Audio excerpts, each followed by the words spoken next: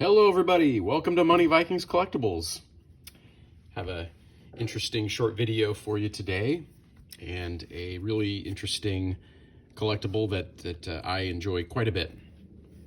1989, the year is 1989, and you probably were not born, or maybe you were a baby, I'm not sure, but it doesn't matter.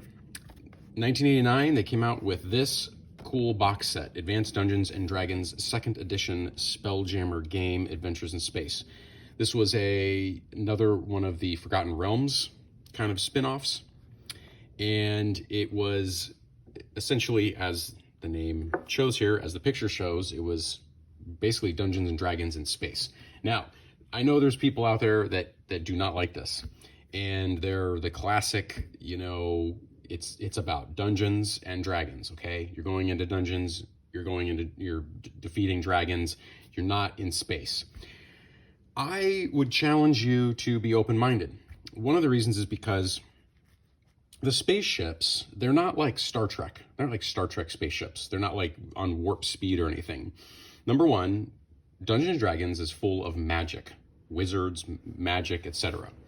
And the Spelljammers in this world uses magic to travel through space.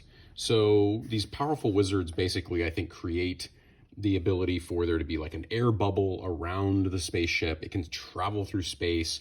There's this whole discussion about the physics and the chemistry of the world. There's this material called the phlogiston, which is in between the worlds, in between the different planets. It's flammable, and it creates a whole other dynamic here. So I would just challenge you to be open-minded about this set. I have really enjoyed it over the years, and it's a great collectible. I'm actually hoping that Magic does a Spelljammer specific set someday. I think that would be pretty neat, because there's just a lot going on with the way. So the ships have onto the ships. The ships have a classic look, and we'll see them in the box. I'll show you pictures from this original set from 1989.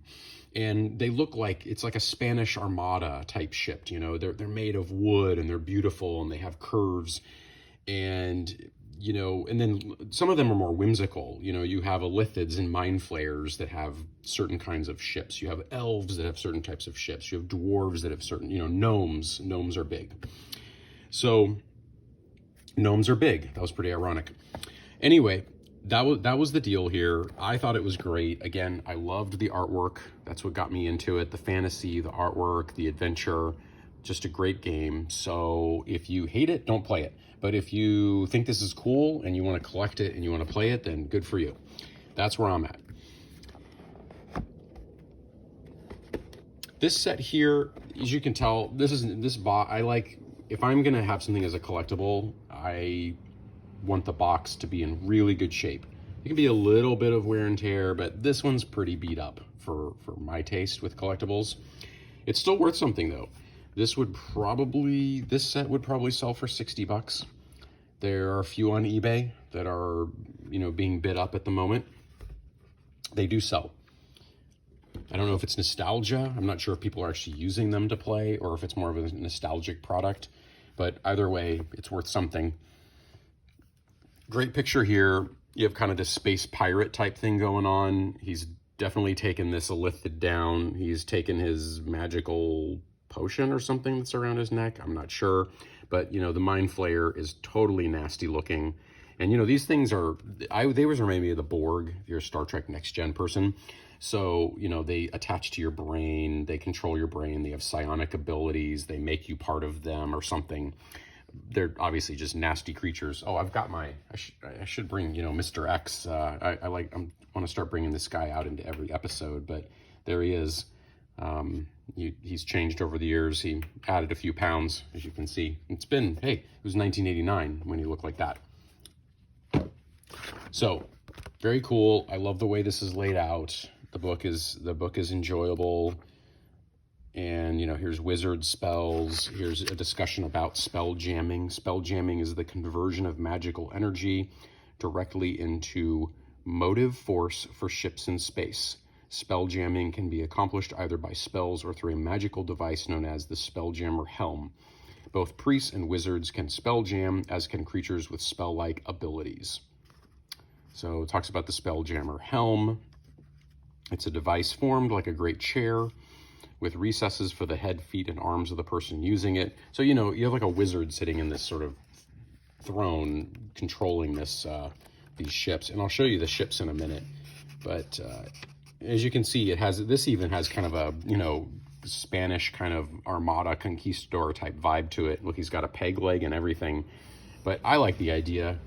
You know, there's pirates in Dungeons and Dragons, but this has, again, it has all the adventure, all the fantasy of Dungeons and Dragons, and you can almost, you know, you can put it into a Star Wars like world, right? Where you can, well, I think you can expand to different worlds, and I just love it. You know, the imagination, the drama, the fun.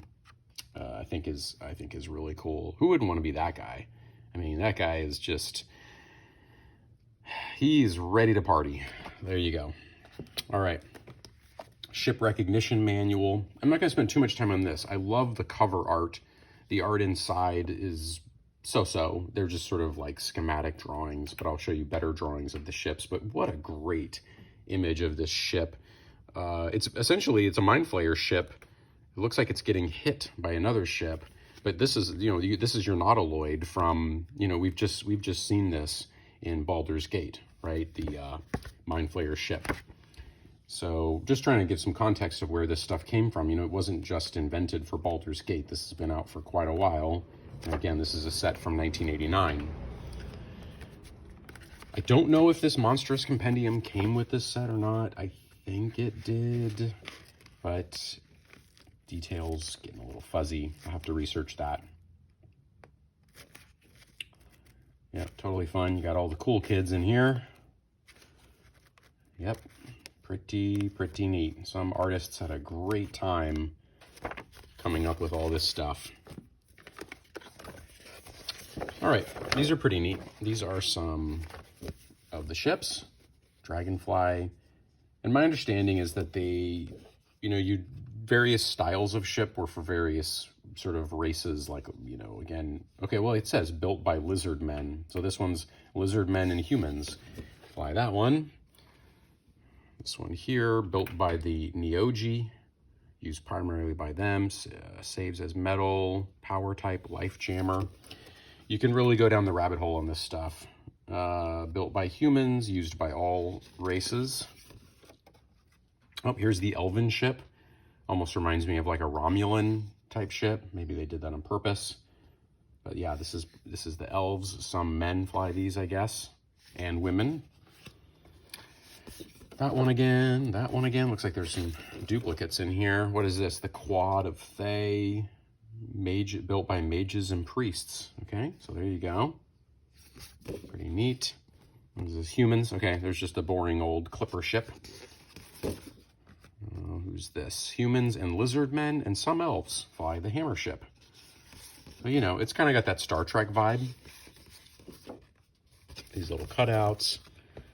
I think this would go in your dividers of your monster manual. Again, you know me, the art I think is just so awesome. And this was back before, you know, computer art was really big. So somebody had to do like a real airbrushing right here. This was not easy back then. This kind of airbrushing that was done. Somebody had a serious airbrush gun. And there's a bunch of maps.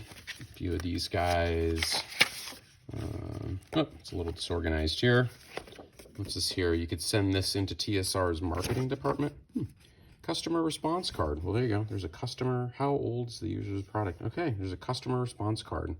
And get a sense of what games you like. My favorite novels and games. D&D, Forgotten Realms, Dragonlance, Ravenloft, Dark Sun, Spelljammer, Al-Qadim, Greyhawk. Pretty cool. So that's it, folks. That is, you know, kind of a quick take on the Spelljammer world.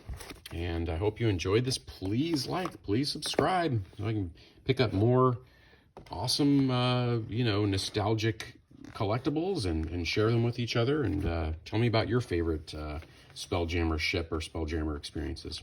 Okay, everybody, thanks and take care.